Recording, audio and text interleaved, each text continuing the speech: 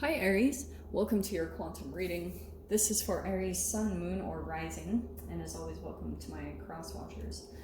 Cross watcher, you could be dealing with an Aries. Is that it? And the message could be for you. So feel free to take it. What? Feel free to take it however it resonates with you and your situation. Keep in mind that these are general and timeless readings, and if you guys are wanting to book a one-on-one, my website information is down below in the description box. Just go ahead and subscribe your email there, and that way you'll get an email notification every time the availability opens up. That's hilarious. Okay. And as always, thank you guys so much for liking, subscribing. Thank you for all the ways that you've supported the channel. And let's dive in. Okay. So, first one that jumped right out, we have the thread. I feel like this is good, you know? Some of you guys, it depends on where you're at in the process. You've either come out of this side and you're like, things are doing good, or you're being pulled out of a situation right now. So, like I said, where you're at in this process is going to be different for all of you, and that's what I'm going to dive into, okay? Now, you have the sustainer, which doesn't surprise me because there could be almost like the frequency of this is almost like this archetype is when you're trying to hold it together, you know? Sometimes your energy can be a bit rigid because, oh, are you ready for this? You have two amygdalas in your brain, and when you go through chaos or conflict, like trauma in your brain, if you guys have read The Body Keeps the Score, this is so fascinating because it's almost like once your amygdala becomes activated, which is kind of connected to your fight or flight response, it's like everything in your reality closes off. Your ability to take on different perspectives closes off, and then all of a sudden you're thinking, I'm right, they're wrong. Like immediately you're disconnected from other people, and you know, you're kind of in survival, and it kind of solidifies your energy. That activation, it kind of like separates you because it literally can turn your body physical. You know, I'm not even gonna go there. I just had a really weird visual. Okay, let that go. Nothing dirty. It wasn't anything like that. Okay, get out of your, like, the gutter. All right, the siren, which is funny because the siren is coming in because that can usually be a tempting type of an energy. Okay, so what's going on here? Are you guys feeling like a little sexually pulled to a person? Because I feel like someone might be trying to come in with more, like, this could be someone in your reality, Aries. Like, if this isn't you personally, this could be Crosswatcher that's going through this experience and is specifically thinking of you as kind of like a sustainer, someone that holds it together, or vice versa. But this frequency can cause the siren to be activated, where kind of like sometimes the like sexuality gets turned on a bit more, and I'm not really surprised to be seeing it that way because of Pluto retrograde, which Pluto is connected to death, sex, transformation, right? So I feel like this is also connected to the full moons. Okay, and if you guys have ever watched my video on toxoplasmosis, wow, the sun is popping out. Okay, wow. Aries, this is a very interesting. So again, you guys will have to take which side of the coin you are falling in right now, because we have the Maiden of Cups, which could be kind of like youthful, creative ideas and dreams. We have positive news and assistance. That just popped out to me hardcore.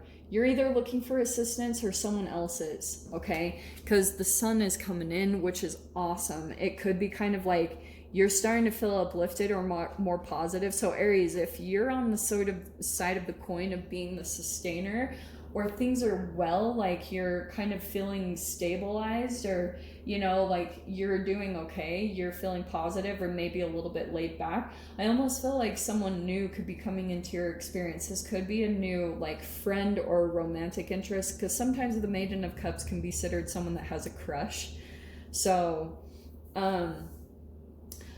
honestly, legit, I think that you could be meeting someone and they're like still going through a dark night of the soul. They're trying to like pull themselves out, and you're a little bit of the rainbow to this person. Like you're almost a future reflection. Like this person might be kind of looking to you a little bit for like to see the positivity in their situation, because something about you or your situation kind of lights them up in a specific way.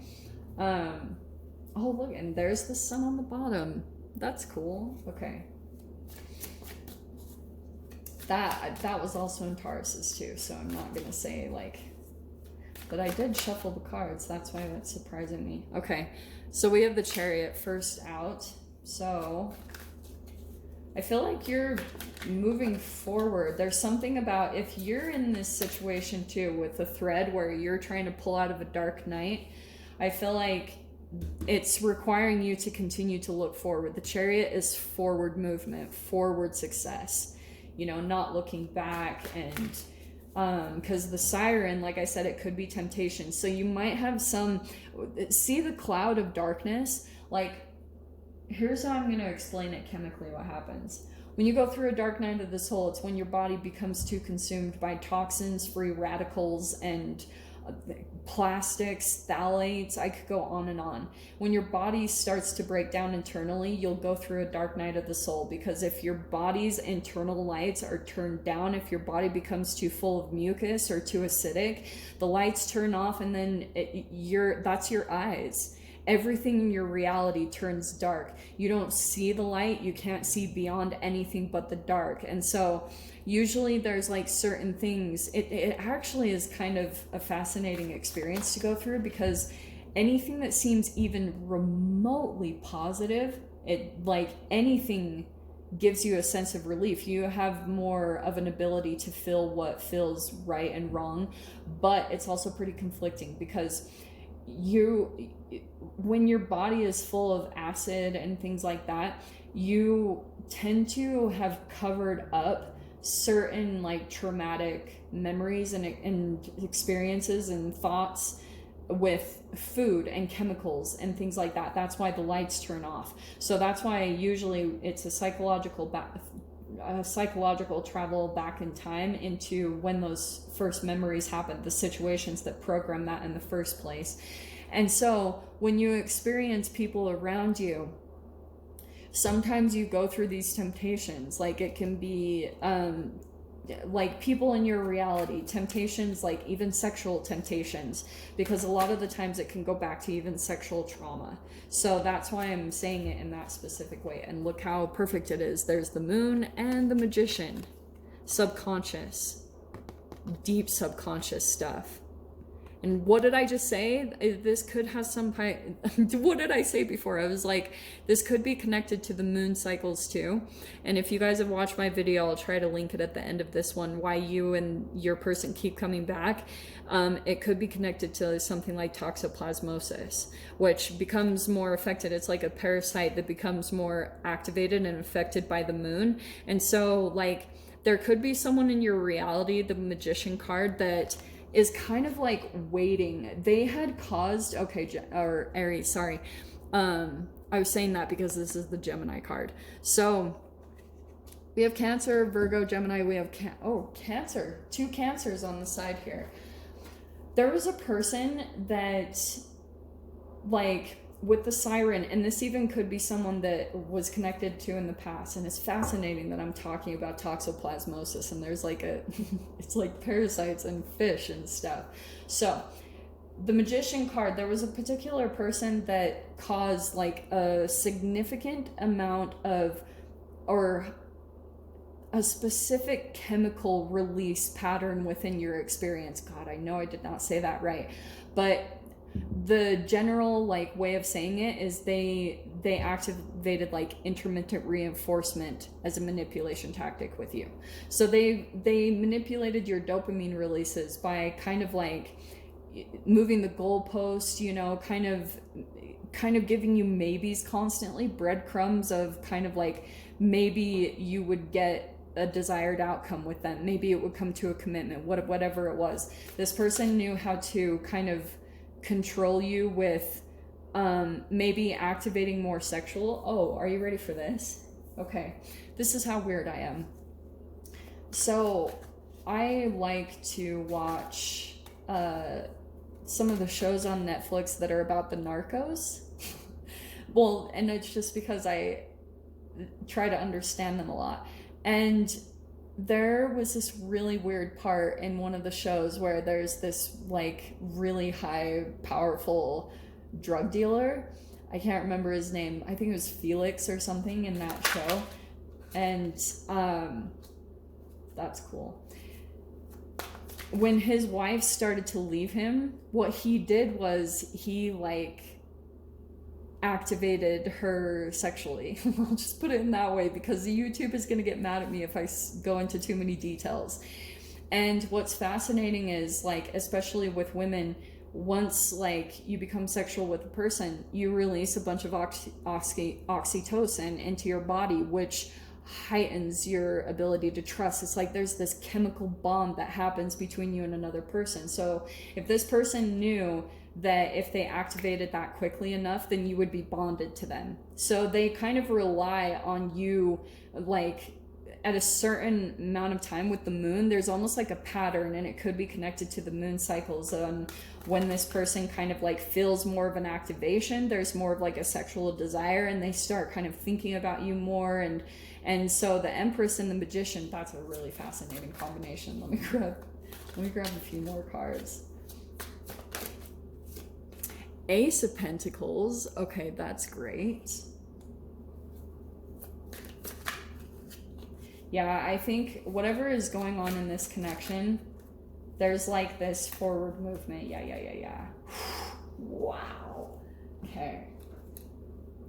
Ace of Pentacles. Here's something new starting to manifest. And I think, Aries, I want to say that this is you, because the Empress is kind of like the future version of yourself that's like full-blown intervening into this. Like it almost interjects every time you start to maybe feel like a bit of a temptation towards this person, and you could be like moving forward. The sun might be helping you as well. There's like an illumination or truth coming in to kind of highlight, and it's almost like you don't feel the same when you think about this person. There's not as much of a chemical stimulation that you used to receive in the past. That's died down quite a bit. Before, you maybe had been a bit naive with the Maiden of Cups, like maybe dove into a situation and maybe were a little bit naive, and it's just because you were going through a pretty crazy situation. There's forward movement happening, okay? But I feel like you're kind of having to keep control over yourself, or kind of sustain yourself, or keep hold of your boundaries and stay positive, remain positive, and stay focused, because it's like these really interesting energies. You have the Ten of Swords, there's the painful ending. It's like you've got this memory ingrained in your brain of what you went through with this person. So it's like you have to kind of remember, because it's kind of conflicting at times. You, like, depending on your frequency, like when you're really positive, you can activate positive memories. But then when you feel like you're getting pulled into that person and you start to feel a little bit of darkness come over you, it's like your future self or your higher self comes like full blown into here and reminds you of what you went through, because you're going to be shifting into this new beginning. And that's why we have the Fool and the Judgment card. Okay, and I love this because the Judgment can be someone coming back from the past, can be. So if we were to also reverse this, sometimes this can be, there's your new door opening, which is coming out twice, and there's the Fool card, a brand new chapter and cycle that you'll be starting up.